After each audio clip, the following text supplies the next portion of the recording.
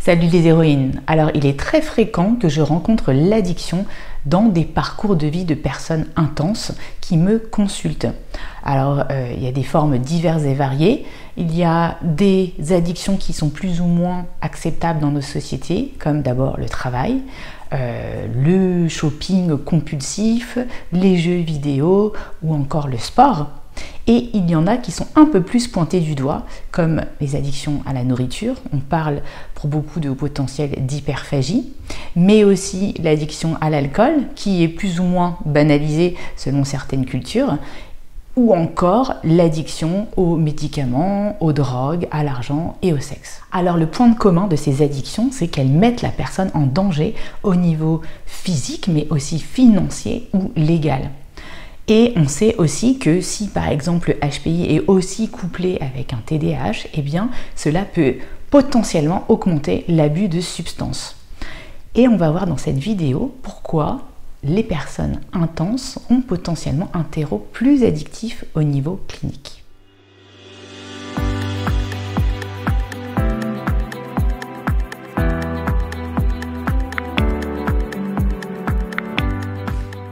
Je m'appelle Sandrine Larive, je suis coach hypnothérapeute mais aussi mentor business et ma mission c'est d'aider les femmes intenses, atypiques à se libérer de toute forme de dépendance pour déployer leur plein potentiel. Si tu es intéressé pour faire un bout de chemin du voyage de l'héroïne, un voyage que j'ai spécialement conçu pour toi, va voir en dessous de la vidéo, il y a un guide offert que tu peux télécharger dès maintenant et tu peux aussi remplir le questionnaire qui s'appelle Besoin d'aide si tu veux avoir un appel découverte et qu'on puisse discuter de ta problématique spécifique. On va voir maintenant toutes les raisons qui peuvent pousser une personne intense à avoir des comportements addictifs. La première raison, c'est le besoin d'échapper à une réalité qui ne convient pas. Beaucoup de HP qui consultent ont un sentiment de décalage, ont l'impression de ne pas être compris et cela parfois depuis leur naissance, ce qui les pousse finalement à s'isoler malgré eux. Et en fait, eh bien, l'addiction vient comme un moyen en fait, d'échapper temporairement à une réalité qui ne va pas, à une réalité d'ailleurs qui leur échappe, et c'est aussi un moyen voilà, de s'évader et de se mettre un petit peu comme dans une bulle spatio-temporelle. Le fait d'être différent peut amener à de la honte, de la culpabilité, un manque d'estime de soi profond qui peuvent générer des comportements autodestructeurs et de l'auto-sabotage. Et cette envie de négocier avec la souffrance due au fait d'avoir une intelligence différente qui souvent dérange. L'addiction est alors le moyen de s'évader et aussi de pouvoir rester dans ce monde dans un mode survie. Deuxième raison, c'est cette sensation d'avoir un cerveau qui pense trop et un cœur qui ressent trop fort. Être HP hypersensible, c'est avoir une empathie forte au point qu'on peut ressentir la souffrance des autres comme si c'était la nôtre et parfois ça peut créer une énorme anxiété. Tous ces stimuli finissent par envahir la personne HP qui ne sait plus comment situer le soi par rapport aux autres. Et in fine, les émotions et les sensations internes personnelles deviennent confuses et le sentiment d'exister en tant que personne propre diminue. L'individu peut se sentir bombardé par les éléments extérieurs et une fois seul, se sentir soudainement confronté à un sentiment de vide. Les personnes parlent aussi d'avoir un mental envahissant qui mène à des ruminations et des scénarios sans fin, de sorte qu'elles ne trouvent jamais le bouton off. Elles parlent aussi d'avoir du mal à canaliser leurs émotions et ont souvent été dans des familles dysfonctionnelles avant qui avaient elles-mêmes du mal à exprimer leurs émotions, de sorte que en fait ces émotions trop fortes, eh bien elles ont besoin de les anesthésier. Et l'idée évidemment en thérapie, c'est de trouver des manières alternatives aux substances pour calmer tout ça. C'est possible, ce n'est pas une fatalité que d'utiliser des moyens externes pour calmer son anxiété, pour canaliser ses émotions, pour calmer un mental envahissant. Troisième raison possible aux addictions, c'est un besoin d'intensité et d'expérimentation.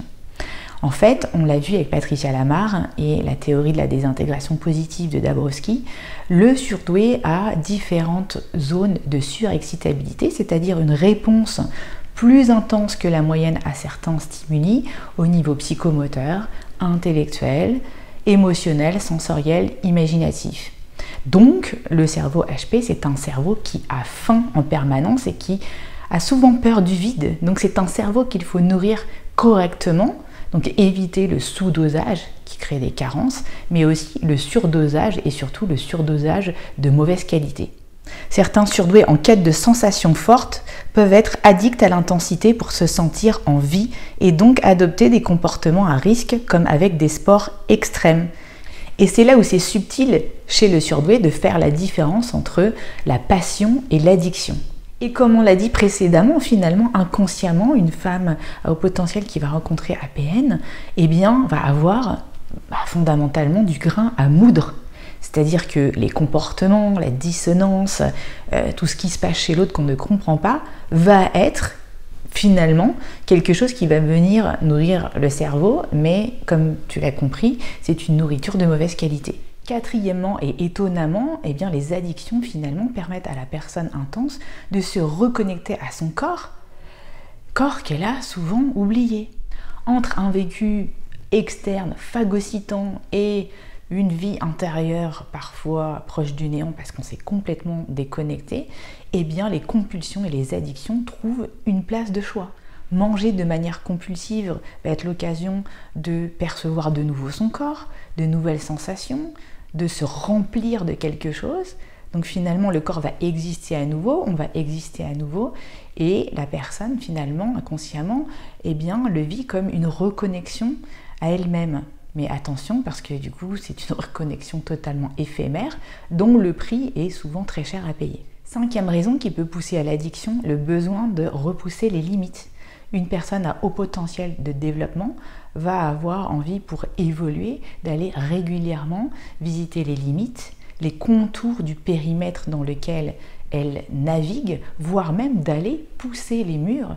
Et pour ça, la meilleure façon, c'est d'apprendre par l'expérience. Et parfois, tout le monde nous le dit, on le sait, on va se prendre un mur, mais on a besoin d'en faire l'expérience par nous-mêmes.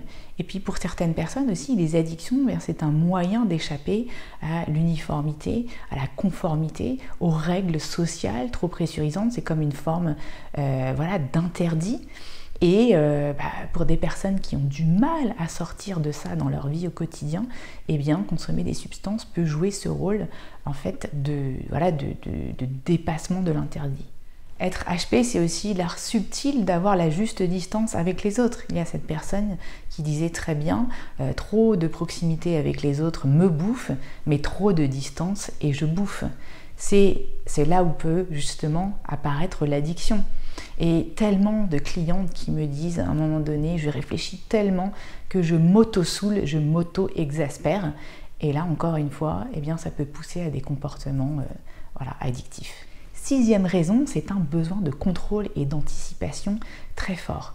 Beaucoup de personnes à haut potentiel qui consultent ont un perfectionnisme honnêtement presque obsessionnel, avec un besoin permanent d'anticipation et de contrôle sur tout. Et beaucoup de femmes HPI ont ce besoin de vigilance, d'hypervigilance et de contrôle en déployant des tonnes d'énergie pour essayer absolument de ne pas décevoir, d'être irréprochables. Et elles ont des standards qui sont là et parfois, la barre est beaucoup trop haute. Et donc, quand on n'arrive pas à atteindre ce genre de standard, on peut avoir l'impression de perdre le contrôle. Et justement, c'est là où l'addiction, et c'est peut-être contre-intuitif pour toi, peut être une reprise de contrôle sur ce qu'on a l'impression qu'on ne peut pas atteindre. Monopolisée par la nourriture, la personne a l'impression qu'elle met ses soucis ou tout ce qu'elle n'arrive pas à faire de côté. Elle porte son focus à présent sur la nourriture, si c'est une addiction à la nourriture, et les conséquences que les crises peuvent engendrer. Pendant ce processus, les autres problèmes passent au second plan. Et en fait, si ce comportement se répète, c'est un conditionnement bien rodé qui s'installe. Et à chaque fois qu'il y a des émotions trop fortes, des choses qu'on a du mal à surmonter, ça devient comme un automatisme. Et du coup, ça devient un truc qui se fait en pilote automatique. Le côté aussi très ritualisé de certaines addictions est aussi, pour certaines personnes, une sensation de reprise de contrôle sur ce qui leur échappe. Mais attention, cette sensation de contrôle, c'est juste une illusion de contrôle. car en fait, c'est un échappatoire temporaire et ça ne résout pas le problème à la source, à l'origine de l'addiction.